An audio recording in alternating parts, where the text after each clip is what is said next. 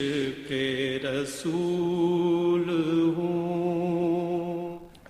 اعوذ باللہ من الشیطان الرجیم، بسم اللہ الرحمن الرحیم۔ خواتین و حضرات، السلام علیکم ورحمۃ اللہ وبرکاتہ و مغفرتہ۔ پروگرام احکام شریعت اور طہارت اور شرعی معذور سے متعلقہ احکام کے ساتھ شرف حضوری ایک مرتبہ پھر حاصل ہے۔ الحمدللہ آپ شرعی معذور کا ایک تصور تو سمجھ ہی گئے ہوں گے کہ اگر کوئی شخص دو نمازوں کے درمیان اپنی طہارت کو قائم رکھتے ہوئے اس وقت کے کم از کم فرض بھی ادا نہ کر سکے اور اس کے پاس اس عذر کو روکنے کا کوئی شرعی ہیلہ بھی موجود نہ ہو تو اسے شرعی معذور کہا جاتا ہے۔ جیسے پیشاب رسنے کے امراض ہوتے ہیں بعض اوقات، یا خروج ہوا کی مرض ہوتا ہے، گیس کے امراض ہوتے ہیں، اسی طرح بعض کو بلیڈنگ ہوتی رہتی ہے، خون آتا ہے، یا اور جیسے آشوب چشم کی بیماری ہو جاتی ہے کہ مسلسل دکھتی آنکھ سے، بیماری والی آنکھ سے پانی نکل رہا ہے، تو یہ پانی بھی وضو توڑ دیتا ہے۔ میں نے پوری تفصیل سے آپ کو عرض کیا تھا۔ تو اس قسم کے بعض اوقات آزار لاحق ہو جاتے ہیں اور اس طرح ہوتے ہیں کہ مستقل نجاست خارج ہو رہی ہوتی ہے اور انسان وضو کرے اس میں بھی نجاست خارج ہوتی ہے۔ اگر وضو میں نہیں ہوئی، وہ نماز پڑھنے کھڑے ہوئے، پھر نجاست کا خروج ہو گیا اور اس کے پاس بعض اوقات کوئی ایسا ہیلہ، کوئی ایسا بہانہ، کوئی ایسا طریقہ بھی نہیں ہوتا کہ چلو کم از کم وقتی طور پر ہی اس عذر کو روک لے کہ وضو بھی آرام سے ہو جائے، نماز بھی پوری کی پوری اس عذر کے بغیر ادا ہو جائے۔ اگر یہ صورتحال ہے تو اس شخص کو شرعی معذور کہا جائے گا۔ آپ کو بتا چکے ہیں کہ اس کو دو نمازوں کے درمیان بار بار کوشش کر کے اپنی طہارت کی بقا کے ساتھ نماز ادا کرنے کی کوشش کرنی ہے، لیکن اگر نہ کر سکے اور آخری وقت آ جائے یہاں تک کہ صرف 4 رکعت نماز، یا جیسے کہ بالفرض ظہر ہے تو 4 رکعت، مغرب ہے تو 3 رکعت نماز کا وقت رہ گیا، یا فجر ہے تو صرف 2 رکعت نماز کا وقت رہ جائے، گویا کہ اس وقت کے فرض بس ادا ہو سکتے ہیں، اگر اب بھی ادا نہیں کیے تو نماز قضا ہو جائے گی، تو یہ پورے وقت میں جو اس نے اپنا امتحان لیا ہے سمجھ لیجیے شرعی معذور ہو چکا ہے۔ اب حکم یہ ہوتا ہے کہ وضو کرے اور نماز پڑھے، چاہے وہ عذر لاحق ہوتا رہے، مثلا قطرے آتے ہیں تو چاہے قطرے آتے رہے، وضو اس کا قائم رہے گا۔ اب جب اگلی نماز کا وقت آئے تو پھر یہ جدید وضو کر لے، اور چونکہ پہلی مرتبہ 2 نمازوں کے درمیان شرعی معذور ہونا ثابت ہو چکا ہے، لہذا اب اگلی 2 نمازوں میں اس کو پورے نمازوں کے وقت کے دوران امتحان نہیں لینا ہے، بلکہ جیسے وقت شروع ہو بس وضو کرے اور نماز ادا کرتا رہے۔ اور ان کا حکم شرع یہی ہوتا ہے کہ وضو کرنے کے بعد جب تک کوئی کسی اور ذریعے سے ان کا وضو نہیں ٹوٹتا، چاہے یہ والا عذر جس کی بنا پر انہوں نے مطلب امتحان لیا تھا، یا یہ جس عذر کی بنا پہ شرعی معذور بنے تھے، یہ کتنا ہی لاحق ہوتا رہے ان کا وضو نہیں جائے گا۔ ہاں یہ ضرور ہے کہ بالفرض جیسے بلیڈنگ کے مسائل ہیں یا پیشاب کے قطرات کے مسائل ہیں، اگر یہ مثال کے طور پہ کپڑوں کے اوپر لگ گئے ہیں، شلوار پہ لگ گئے ہیں، تو پھر بہتر یہ ہے کہ جب نماز خاص پڑھنے لگیں اس وقت کپڑے بدل لیں۔ اب اگر دوران نماز قطرات آ رہے ہیں، دوران نماز خون ٹپک گیا مثال کے طور پر، کوئی بات نہیں، اسی ناپاکی بظاہری ناپاکی ہے لیکن اسی حالت میں نماز ادا کرنا ان کے لیے جائز ہے۔ اور بہتر یہ ہے کہ اس قسم کے امراض میں مبتلا اشخاص کوئی کپڑا وغیرہ رکھ لیں تاکہ اس میں رطوبت جذب ہوتی رہے، عین جب نماز کا وقت آئے تو وہ کپڑا نکال کر دوسرا رکھ لیں تاکہ کپڑے اپنے پہنے ہوئے آلودہ نہ ہوں، وہ کپڑا ہی آلودہ ہو، دوران نماز تھوڑا بہت ہی ہوگا لیکن جو پہلے آلودہ ہوا تھا اسے نماز سے پہلے آپ پھینک دیں اور دوسرا رکھ لیں۔ تو اس طریقے سے کافی حد تک الحمدللہ انسان پاکی کے ساتھ نماز کو ادا کر سکے گا۔ اور پھر آپ کو بتایا تھا کہ یہ عذر ایک دفعہ امتحان ہو گیا تو یہ عذر اس وقت تک باقی مانا جائے گا، اس شخص کو شرعی معذور اس وقت تک کہا جائے گا کہ اب اس کے بعد اگلی کوئی سی بھی 2 نمازوں میں ایک بار بھی اگر یہ عذر لاحق ہوا تو بس وہ شرعی معذور ہے۔ ظہر سے عصر مثال کے طور پہ امتحان لیا، شرعی معذور ہونا ثابت ہوا، اب عصر سے مغرب اگر صرف ایک مرتبہ قطرہ آیا تو وہ شرعی معذور ہے۔ اس طرح مغرب سے عشاء ایک دفعہ قطرہ آیا، شرعی معذور ہے۔ عشاء سے فجر ایک دفعہ قطرہ آیا، شرعی معذور ہے۔ اب یہ شرعی عذر سے اس وقت باہر نکلے گا جب 2 نمازوں کے درمیان پورا کا پورا وقت ایسا گزر جائے کہ ایک مرتبہ بھی یہ عذر لاحق نہ ہو تو باہر ہو گیا۔ اب اگر باہر ہو گیا مثال کے طور پہ دوبارہ قطرات آتے ہیں تو یہ دوبارہ اپنے امتحان لے گا، کیوں پہلا سابقہ امتحان ختم، اس طرح طریقے سے چلائے گا۔ اور آپ کو بتایا تھا کہ ایک وقت میں کا وضو انسان اس یعنی دو نمازوں کے درمیان جب وضو کر لیا ہے تو اس وضو سے جتنی چاہے نمازیں ادا کرتا رہے، عبادات ادا کرتا رہے، سب کی اس کو اجازت ہوتی ہے، کیونکہ جب شرع عذر کے ساتھ ایک نماز کے لیے وضو کیا تو اس وقت کے اندر یہ وضو ہمیشہ قائم رہے گا، یعنی دوسرے اعذار سے تو ٹوٹ سکتا ہے لیکن جس عذر کی بنا پہ وضو کیا اس سے نہیں ٹوٹے گا، آخری وقت تک قائم و باقی رہے گا۔ اس کے علاوہ امامت کے مسائل آپ کو میں نے عرض کیے تھے کہ اگر ایک شرعی عذر کسی شخص کو لاحق ہے اور اس کے پیچھے صحت مند اور تندرست لوگ کھڑے ہوئے ہیں تو ان کی نماز اس شخص کے پیچھے نہیں ہوگی، اس لیے امام کو ضروری لازم ہے کہ اگر وہ شرعی معذور ہے تو وہ امامت ہرگز نہ کرے، وہ کسی اور کو امام بنائے۔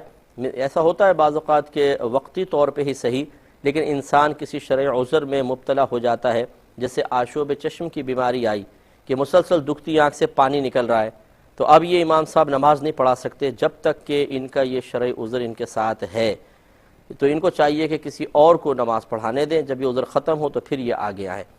اور اگر خدا نخواستہ کسی کے ساتھ مستقل شرعی عذر ہے اسے تو ہرگز امام نہیں بننا چاہیے، کیونکہ شرعی معذور کے پیچھے صحت مند لوگوں کی نماز نہیں ہوتی۔ اب سوال یہ پیدا ہوتا ہے کہ اگر ایک شرعی معذور ہے تو اس کے پیچھے دوسرے شرعی معذور کی ہو جاتی ہے کہ نہیں ہو جاتی؟ اس میں حکم شرع یہ ہوتا ہے کہ دیکھا یہ جائے گا کہ جو پیچھے شرعی معذور کھڑا ہوا ہے کیا اس کے ساتھ بھی وہی عذر ہے جو آگے والے کے ساتھ عذر ہے۔ مثال کے طور پہ انہیں امام صاحب کو قطرات کی بیماری ہے اور جو پیچھے مقتدی کھڑا ہوا ہے اسے بھی قطرات کی بیماری ہے، تو پھر یہ ایک دوسرے کے پیچھے نماز ادا کر سکتے ہیں۔ لیکن مثال کے طور پہ امام کو قطرات کی بیماری ہے اور ان کے خون رس رہا ہے تو یہ ان کے پیچھے نماز ادا نہیں کر سکتے، کیونکہ جب مرض بدل گیا یا عذر بدل گیا تو گویا کہ اگر امام صاحب کو پیشاب کے قطرات آ رہے ہیں تو پیشاب کے قطرات کے سلسلے میں تو کم از کم یہ مقتدی صحت مند ہے، لہٰذا وہی بات ہو جائے گی کہ شرعی معذور کے پیچھے صحت مند شخص کی نماز نہیں ہوگی، لہٰذا اس طرح مناسب نہیں ہے۔ اسی طریقے سے بالفرض اگر کسی کو دو عذر لاحق ہے اور پیچھے اس کے کوئی ایک عذر والا کھڑا ہوا ہے، نماز ہو جائے گی، لیکن اس میں بھی شرط یہ فقہا نے لکھی ہے کہ آگے جو امام صاحب کو دو عذر لاحق ہیں وہ دونوں ایک عذر ایک پہلے یوں کر لیتے ہیں، دو عذر امام صاحب کو ہیں، ایک عذر اس کو ہے، تو ضروری ہے کہ ان دو اعذار میں سے ایک عذر وہ ضرور ہو جو مقتدی کو ہے، لاحق ہے۔ اب سوال یہ پیدا ہوتا ہے کہ کیا ایک عذر والا شخص، یعنی امام کو ایک عذر لاحق ہے، مثلا پیشاب کے قطرات آتے ہیں، ان کے پیچھے ایک ایسا شخص کھڑا ہو جاتا ہے جس کو دو عذر لاحق ہے، تو کیا اس کی نماز ہو جائے گی؟ دیکھیں اس میں بھی وہی مسئلہ ہوگا کہ کم از کم ان میں سے ایک عذر ایسا ضرور ہونا چاہیے کہ جو امام کو لاحق ہے۔ مثال کے طور پہ امام کے پیشاب آ رہا ہے، پیشاب کے قطرات آتے ہیں اور یہ مقتدی ہے، اسے پیشاب کے بھی ہیں اور آشوب چشم ہے تو ٹھیک ہے کر سکتا ہے، لیکن اگر اس کو بلیڈنگ ہو رہی ہے اور آشوب چشم ہے تو پیشاب والا مرض تو اس کو نہیں ہے، اس کے حق میں چونکہ صحت مند ہے تو اس کی نماز پیچھے نہیں ہوگی۔ کالر ہمارے ساتھ ہیں، السلام علیکم۔ السلام علیکم مفتی صاحب۔ جی فرمائیے، جی فرمائے بہن۔ السلام علیکم۔ السلام علیکم مفتی صاحب۔ جی جی فرمائیے فرمائیے۔ مفتی صاحب آپ کی آواز بہت ہلکی آ رہی ہے میرے پاس۔ نہیں آپ کی آواز بالکل ٹھیک آ رہی ہے، تھوڑا سا مجھے بھی ہلکی تو آ رہی ہے لیکن ٹھیک آ رہی ہے، سمجھ میں آ رہی ہے، آپ بولیں۔ اچھا، میرا پہلا سوال یہ ہے کہ میرے پاس ایک میسج یہ آیا ہے کہ میں اور میرا خدا دونوں بھول جاتے ہیں، وہ میرے گناہ اور میں اس کی مہربانیاں، تو کیا اس طرح اللہ تعالیٰ کی طرف گناہ کو بھولنے کی نسبت کرنی چاہیے؟ کیا یہ بات صحیح ہے؟ ٹھیک ہے ٹھیک ہے۔ اور دوسرا سوال یہ ہے کہ بعض لوگ گھروں میں لکھا ہوا پیپر دیتے ہیں جس میں ان کی مجبوریاں لکھی ہوئی ہوتی ہیں، کیا ایسے لوگوں کو دینا چاہیے جبکہ یہ بھی پتہ نہ ہو کہ پیشہ ور ہیں یا نہیں؟ ٹھیک ہے۔ اور تیسرا سوال یہ ہے کہ کسی بھی معاملے میں اپنی پوزیشن کلیئر کرنے کے بارے میں شریعت کی کیا شریعت کا حکم ہے؟ مطلب اور چوتھا سوال یہ ہے کہ کیا مطلب یہ دوبارہ بولیے، اپنی پوزیشن کلیئر کرنا کس کے سامنے، کس نے کی، کیا مطلب؟ بہت ہلکی آواز، ایک منٹ ذرا ہلکے بولو، آواز نہیں آ رہی۔ تیسرا سوال یہ ہے کہ کسی بھی معاملے میں اپنی پوزیشن کو کلیئر کرنے کی کیا شرعی حیثیت ہے، مطلب فرض ہے، واجب ہے، کیا ہے یہ؟ ٹھیک ہے چلیں میں بتاتا ہوں۔ اچھا، چوتھا سوال یہ ہے کہ کیا زمانے کو برا کہنا چاہیے؟ ٹھیک ہے۔ اور پانچواں سوال یہ ہے کہ کسی ایسے گناہ کا اظہار کرنا جو نابالغی کی حالت میں کیا ہو تو بالغ ہونے کے بعد کیا اس گناہ کا اظہار کرنا بھی گناہ کہلائے گا؟ ٹھیک ہے۔ اور بس شکریہ، السلام علیکم۔ ایک اور کال لیں گے۔ السلام علیکم۔ وعلیکم السلام۔ جی مفتی صاحب میں اسپین سے بول رہی ہوں. اچھا ماشاءاللہ، ارشاد فرمائیں. ہم آپ کا پروگرام بڑے شوق سے دیکھتے ہیں. اچھا بہت ہر شکریہ، پروگرام دیکھتے ہیں، ہمیں بہت پسند ہے، ہم نے بہت کچھ سیکھا ہے آپ کے پروگراموں سے. بہت شکریہ، بہت شکریہ. تو مفتی صاحب میرا پہلا سوال، میرے 5 سوالات ہیں. پہلا سوال ہے کہ میں نے منت مانی تھی کہ میں پیر کا روزہ پوری زندگی رکھوں گی. ٹھیک ہے. وہ مشکل بہت ہی، میرے میاں دوسری شادی کرنے لگے تھے، تو میں نے یہ منت مانی تھی کہ میں اپنا گھر، اللہ پاک میرا گھر بچا لے، انہیں ہدایت دے دے، تو میں پوری زندگی پیر کا روزہ رکھوں گی. تو میں اب وہ روزے 10 سال سے رکھ رہی ہوں. ٹھیک ہے. لیکن مسئلہ یہ پوچھ رہے ہیں کہ اگر کبھی انسان بڑھاپے میں چلا جائے یا کسی وجہ سے روزے نہ رکھ سکے تو اس کی کوئی توبہ، معافی توبہ میں ہو سکتی ہے، افطارے میں ہو سکتی ہے. اور اگر فرضی روزے جس طرح ہم قضا کرتے ہیں حج کے دنوں میں، تو وہ ہم دوبارہ رکھتے ہیں قضا روزے اس کے. تو کیا یہ جو منت مانی ہوتی ہے ان روزوں کی، وہ بھی حج کے دنوں میں جو چھوٹ جائے وہ رکھنے ہوتے ہیں؟ ٹھیک ہے. ہاں جی. اور دوسرا سوال یہ ہے کہ اگر کسی وہ شریف فقیر کسے کہتے ہیں؟ کیا کس چیز؟ شرائط کے ساتھ وہ شریف فقیر کہلاتا ہے؟ یعنی کس شریف فقیر کی تعریف کیا ہے؟ ہاں جی. ٹھیک ہے. اور تیسرا سوال یہ ہے کہ جو جس نصاب پہ زکوٰۃ بنتی ہے وہ نصاب کیا ہوتا ہے، کتنا ہوتا ہے؟ ٹھیک ہے. نصاب زکوٰۃ میں بتاتا ہوں. اور چوتھا سوال یہ ہے کہ حیض کے دنوں میں ہم جو کپڑے پہنتے ہیں، عورتیں پہنتی ہیں، وہ اگر ان میں کوئی خون کا داغ وغیرہ نجاست نہ لگے تو وہ بھی کپڑے نپاک میں ہی شامل ہوں گے، واشنگ مشین میں وہ بھی ہم نہیں دھو سکتے؟ ٹھیک ہے. اور ایک اور کال لیتے ہیں. السلام علیکم. ہیلو، السلام علیکم. وعلیکم السلام. جی میں کراچی سے بات کر رہی ہوں. میرے 5 سوالات ہیں. جی فرمائیے. پہلا سوال تو یہ ہے کہ اگر کسی غریب آدمی کی جیسے اولاد لی جائے، کوئی ایسا جوڑا اولاد لے جن کی اولاد نہ ہو، تو مطلب یہ کہ اس کا کتنا ثواب ہے؟ اور دوسرے یہ کہ اگر اپنی اولاد کی بھی اگر امید ہو جائے اور تب بھی ہم لیں صرف اس نیت سے کہ مطلب ثواب ملے گا یا کچھ ہے، تو مطلب کیا یہ صحیح ہے؟ ٹھیک ہے. اور بولیں. اور دوسرا سوال مجھے یہ پوچھنا تھا کہ اگر کوئی کسی عورت کو اپنے گھر سے باہر اکیلے جانا پڑ جائے کسی بھی محرم کے بغیر، تو کیا اس کے لیے یہ بہتر ہے کہ وہ اکیلی چلی جائے، یا یہ بات بہتر ہے کہ وہ اپنے جو نامحرم جیسے قریب کے رشتے ہوتے ہیں، دیور، جیٹ وغیرہ یا بہنوئی وغیرہ کے ساتھ چلی جائے؟ ٹھیک ہے.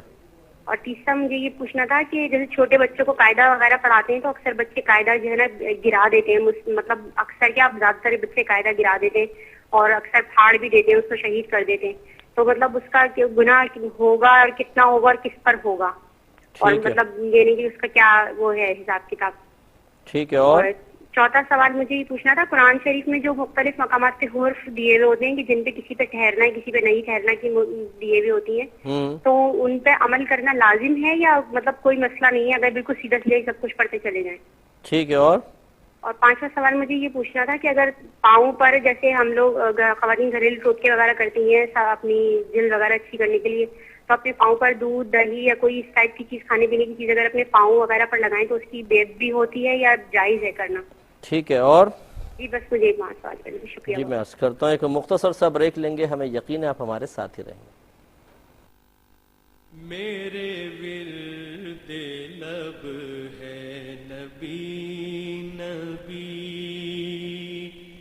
میرا دل مقام حبیب ہے، میں مریض عشق رسول، میرا دل مقام حبیب ہے، میں مریض عشق رسول ہوں.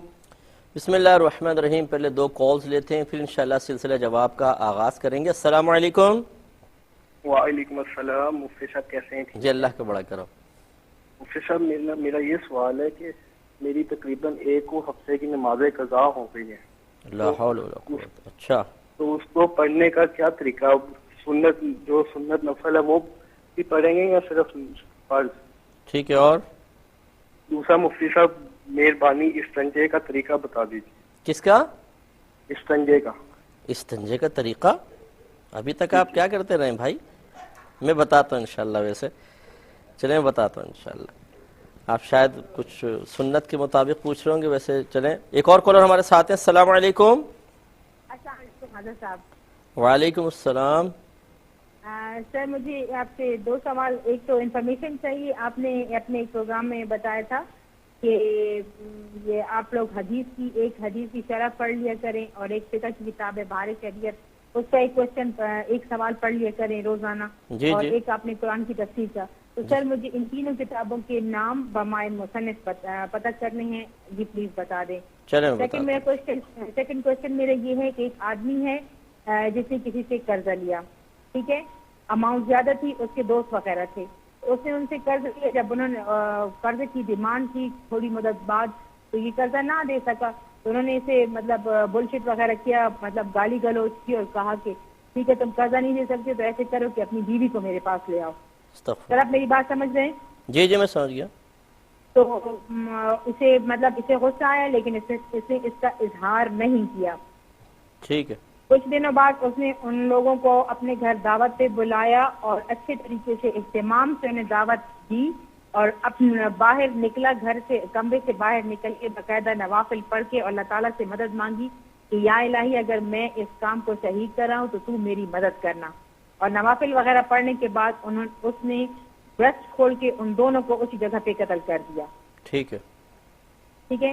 تو سر ایسے بندے کے بارے اور اس سے پہلے اس نے اپنے گھر والوں، بیوی، بچے، ماں، مطلب جتنے بھی تھے تو ان لوگوں کو سائڈ پہ کر کے مطلب سائڈ پہ کر دیا تاکہ کوئی ان تک پہنچ نہ سکے نا.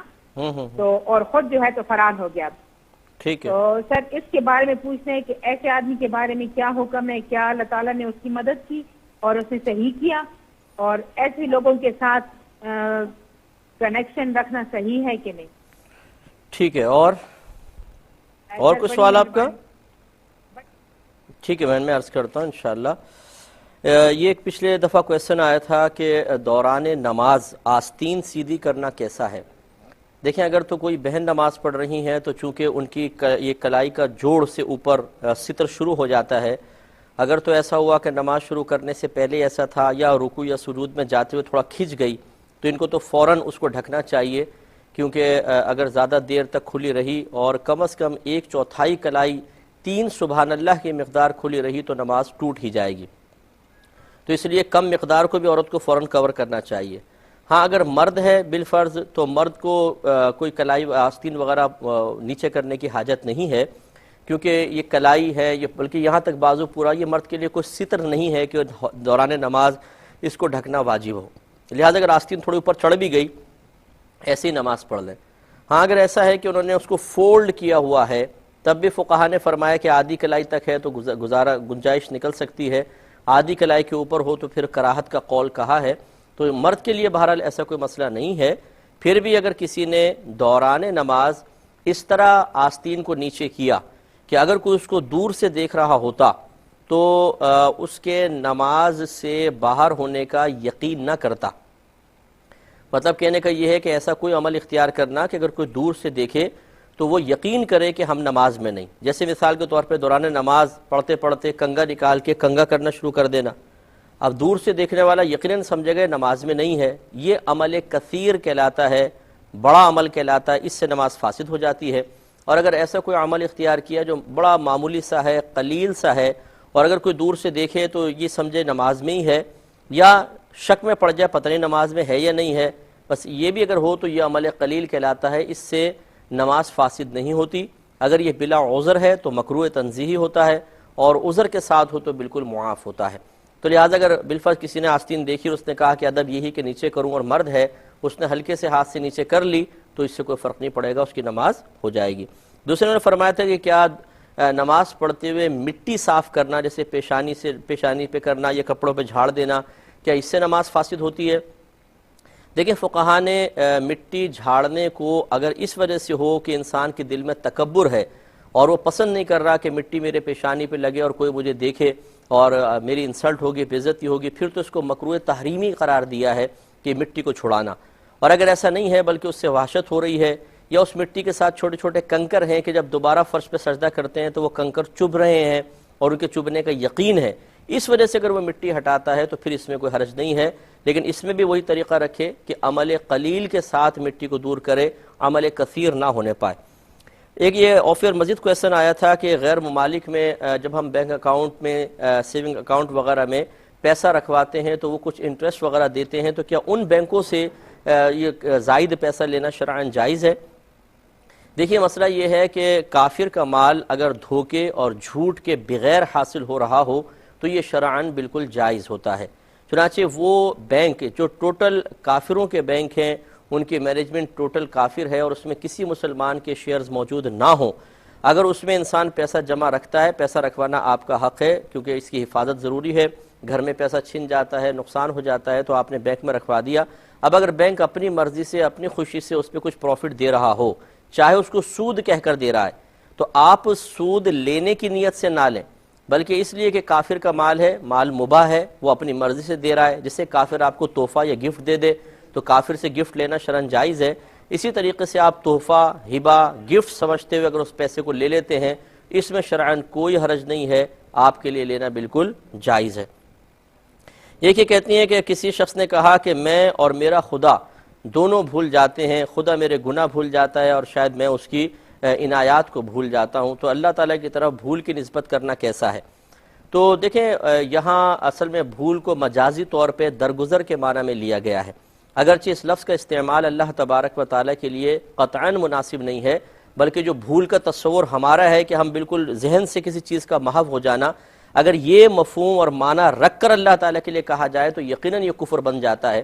لیکن اگر اس بھول کو مجازاً درگزر کے معنی میں کیا جائے کہ میں تو اللہ تعالیٰ کی عنایات بھول جاتا ہوں اور اللہ تعالیٰ میرے گناہوں سے میں اللہ تعالیٰ کی عنایات کو بھول جاتا ہوں اور اللہ تعالیٰ میرے گناہوں سے درگزر فرما لیتا ہے، تو بھول بمعنی درگزر کرنے میں استعمال کرنے میں حرج نہیں ہے، یعنی اس میں کفر نہیں ہے۔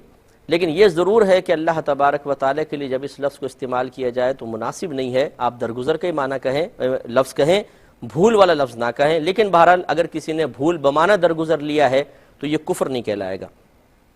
یہ کہتے ہیں کہ بعض لوگ ایسے ہوتے ہیں، گھروں پہ آتے ہیں، ایک پرچہ سا دے دیتے ہیں، اندر اس میں ان کی مجبوریاں، بیماریاں لکھی ہوتی ہیں اور وہ کہتے ہیں ہماری کچھ مدد کر دیں، تو کیا ایسے لوگوں کو دینا شرعاً جائز ہے؟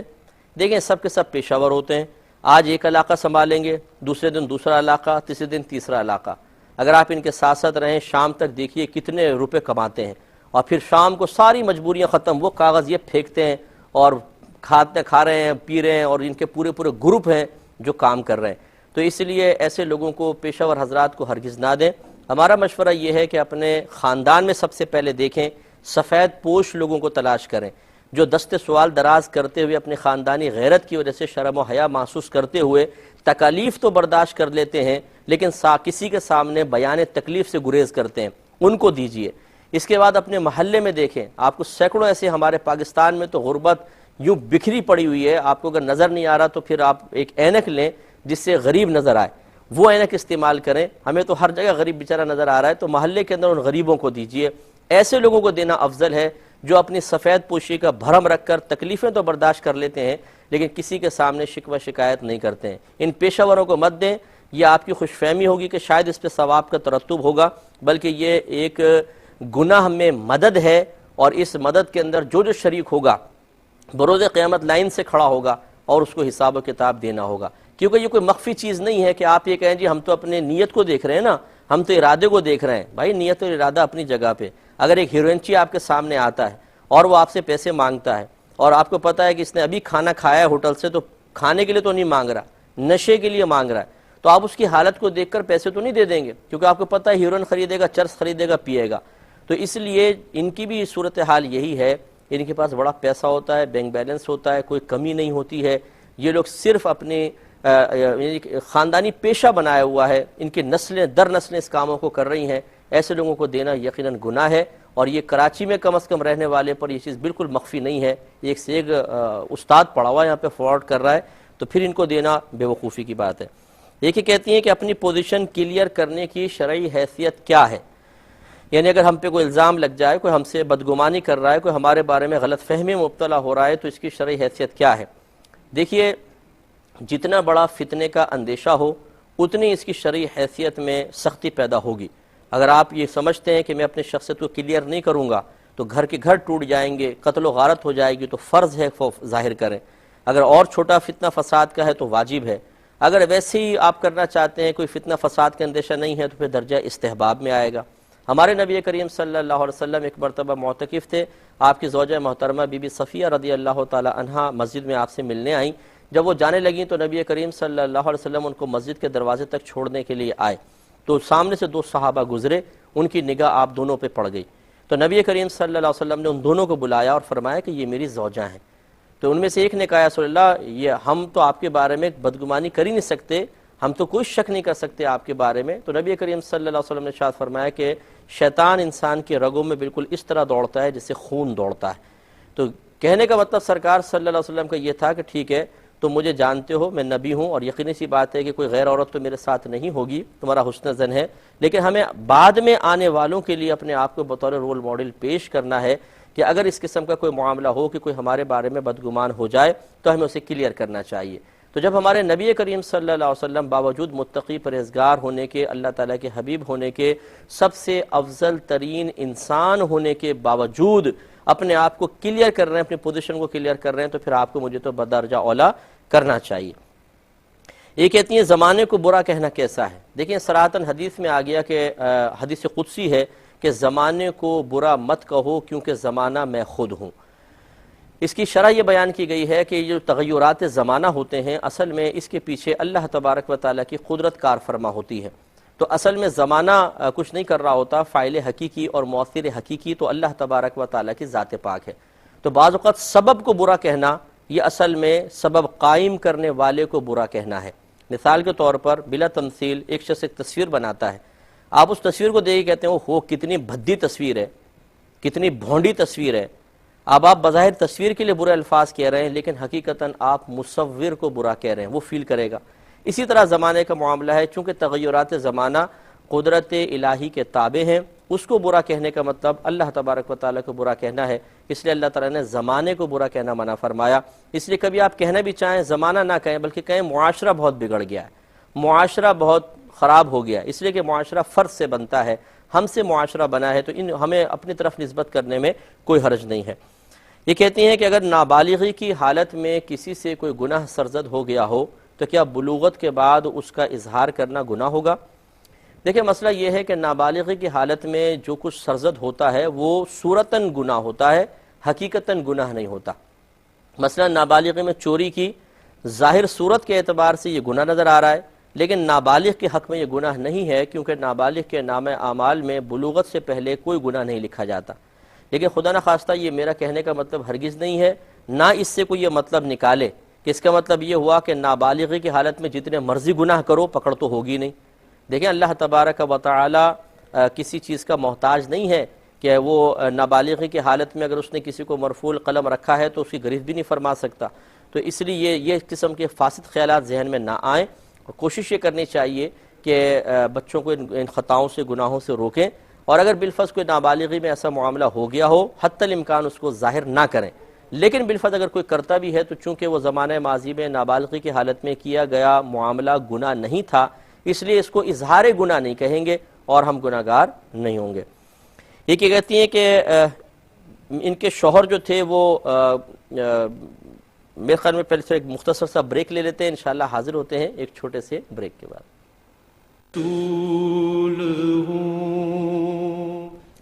بسم اللہ الرحمن الرحیم۔ ایک بہن نے کال کی تھی کہ ان کے شوہر کوئی دوسری شادی کرنے لگے تھے، تو انہوں نے کہتی ہیں کہ میں نے اپنا گھر بچانے کے لیے اللہ تعالیٰ کی بارگاہ میں منت مانی کہ اللہ تعالیٰ اگر میرے شوہر شادی سے باز آ جائیں تو میں پوری زندگی پیر کا روزہ رکھوں گی۔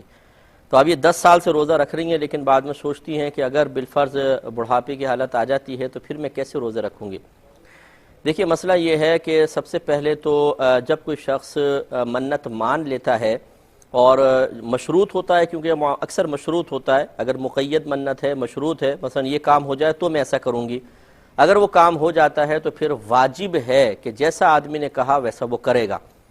اور اگر وہ وقت متعین کر کے کیا ہے، جیسے آپ نے کہا کہ ہر پیر کا روزہ رکھوں گی، تو اس پیر کو ہی روزہ رکھنا واجب ہے، اگر نہیں رکھیں گی تو شدید گناہ گار ہوں گی اور اس روزے کی قضا آپ پر لازم ہوگی۔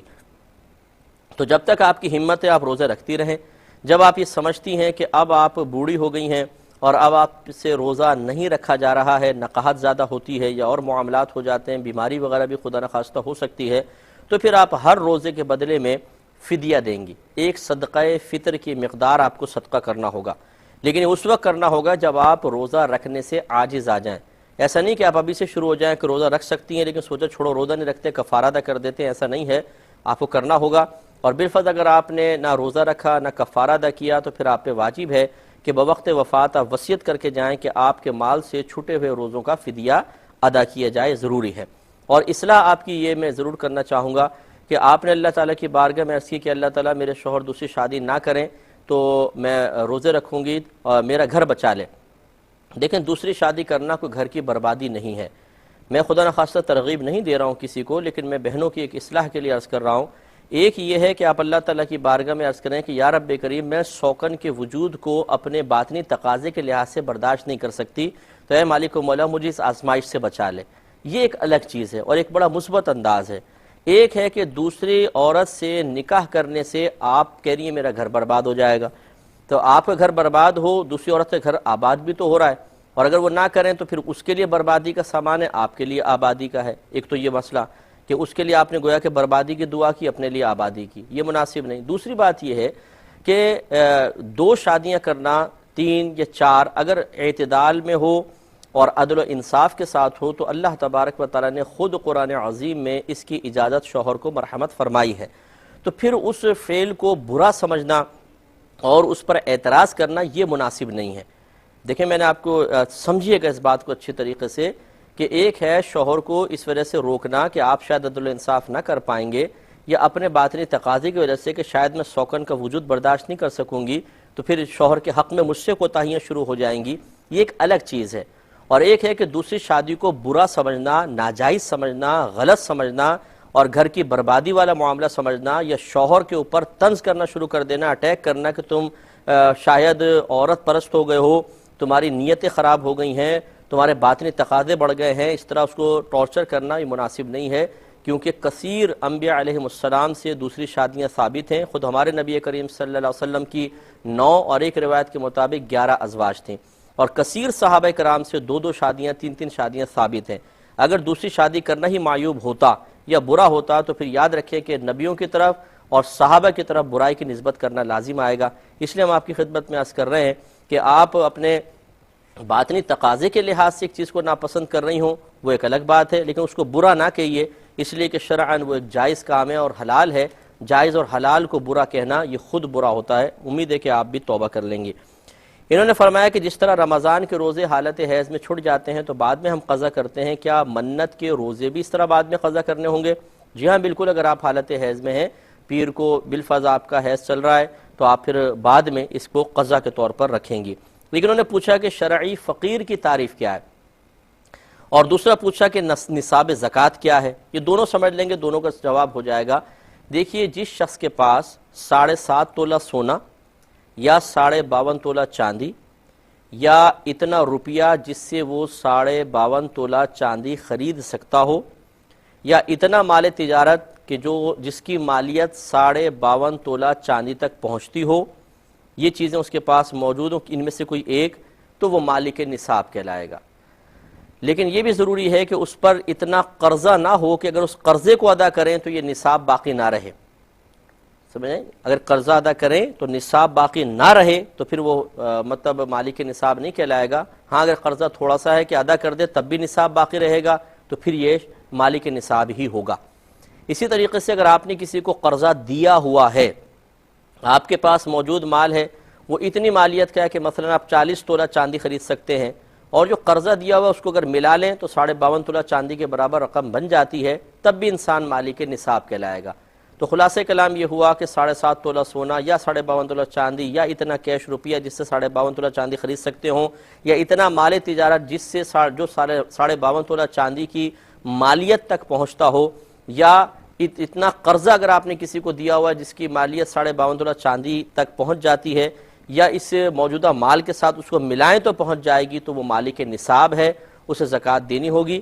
اور جس کے پاس ان میں سے کچھ بھی نہیں ہے یا ہے تو بہت معمولی مقدار میں ہے، وہ شرعی فقیر کہلاتا ہے۔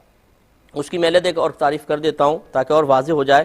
اس میں ایک بات اور یاد رکھیے گا کہ اگر ایک جنس سے نصاب مکمل نہیں ہو رہا ہوتا تو اور دوسری جنس بھی موجود ہے تو پھر دو کو ملایا جاتا ہے. مثلا کسی بہن کے پاس 2 تولہ سونا ہے اور چند تولے چاندی ہے. اب نہ سونے سے نصاب پورا ہو رہا ہے نہ چاندی سے، لیکن ہیں 2 جنس سے آپ کے پاس موجود، تو ان دونوں کو ملایا جائے گا. ملانے کا مطلب یہ ہے کہ سونے کی مالیت نکلوائیں، چاندی کی مالیت نکلوائیں، اس اماؤنٹ کو جمع کر کے دیکھیں. اگر اس سے 52.5 تولہ چاندی خریدی جا سکتی ہے تو سمجھ لیں یہ بھی مالک نصاب ہونے کی ایک دلیل ہے یا علامت ہے، وہ مالک نصاب ہوگا. شرعی فقیر کی تعریف اب یہ ہوگی، اس کے جسٹ اپوزٹ لے لیں کہ جس کے پاس 52.5 تولہ چاندی یا 7.5 تولہ سونا یا اتنا روپیہ جس سے 52.5 تولہ چاندی خرید سکتے ہوں، یا اتنا مال تجارت جس کی مالیت 52.5 تولہ چاندی تک پہنچتی ہو نہ ہو، یا ہوں تو اس پہ اتنا قرضہ ہو کہ اگر اس کو ادا کر دیں تو یہ نصاب باقی نہیں رہیں گے، تو وہ شرعی فقیر کہلاتا ہے.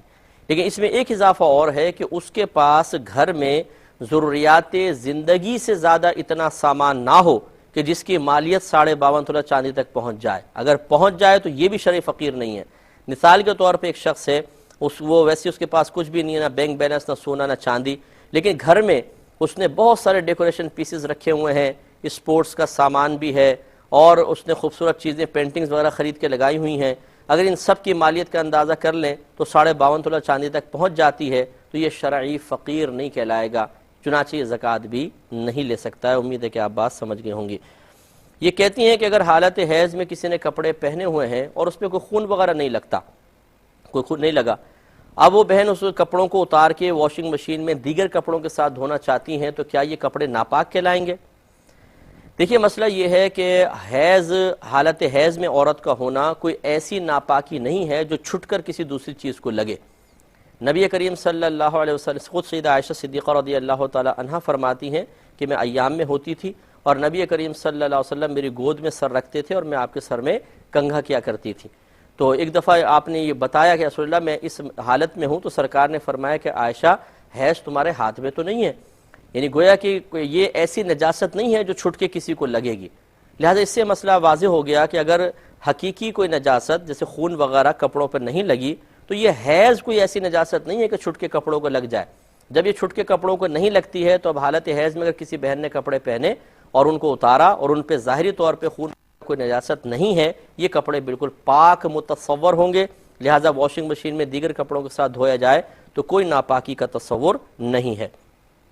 یہ کہتی ہیں کہ اگر کوئی کسی غریب کے بچے کو لے لیتا ہے، اس کو پالتا ہے، پوستا ہے، تو اس کا کیا ثواب ہے؟ دیکھیں یہاں تو خیر ایک تو ہے نبی کریم صلی اللہ علیہ وسلم نے یتیم بچوں کے بارے میں ضرور فرمایا کہ جس نے کسی ایک یتیم بچے کی کفالت کی اور اس کو پال پوس کے جوان کیا تو وہ اور میں جنت میں بالکل اس طرح ہوں گے جیسے یہ 2 انگلیاں ہیں.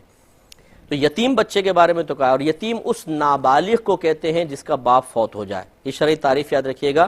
بعض اوقات ہم بڑی بڑی عمر کے لوگ ہوتے ہیں بالغ، ان کے والد صاحب مرتے ہیں تو ہم کہتے ہیں بیٹا افسوس ہو رہا ہے تم یتیم ہو گئے آج. تو وہ یتیم ہوتا ہی نہیں ہے، یتیم تو نابالغ کو کہتے ہیں جس کا باپ فوت ہو جائے.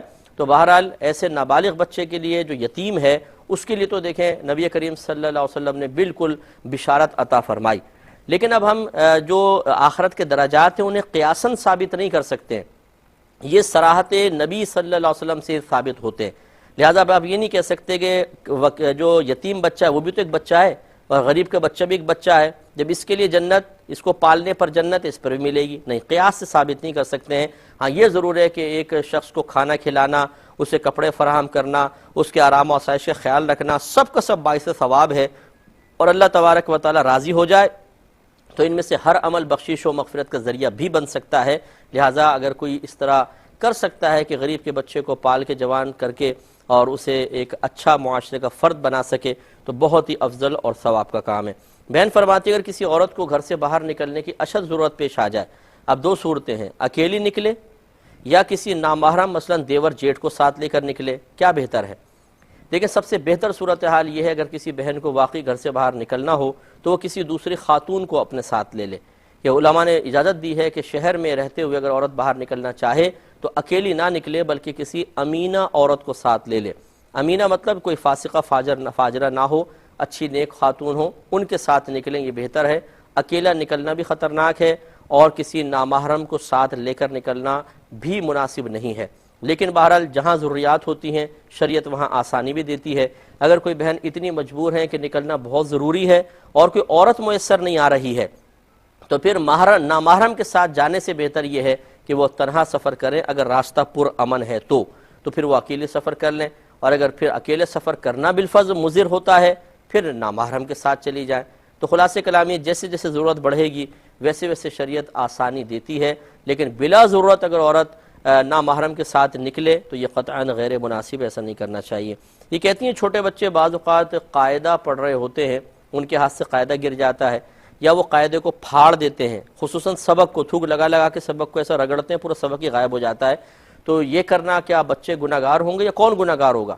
دیکھیں اس میں کوئی بھی گناہ گار نہیں ہوگا, اس لیے کہ ایسے بچوں کے ہاتھ میں قاعدہ دینا یہ لازم بات ہے کہ دیں گے تو پڑھیں گے, اس لیے دینا بھی گناہ نہیں. اگر بچے سے خدا نخواستہ غلطی سے گر جائے کوئی مسئلہ نہیں ہے, وہ جان بوجھ کے بھی پھینک دیتا ہے تو بڑے کا کیا قصور, اور بچہ بھی مکلف ہوا نہیں ہے. ہاں اس کو ادب سکھائیں گے, سختی بھی کریں گے کہ بھئی ایسا نہیں کریں وہ آئندہ, لیکن بہرحال نہ بچہ گناہ گار نہ بڑا گناہ گار. اسی طرح اگر پھاڑ دیتے ہیں اس میں بھی کوئی گناہ گار نہیں ہوگا. ہاں بچے کو تنبیہ کرنا لازم ہے.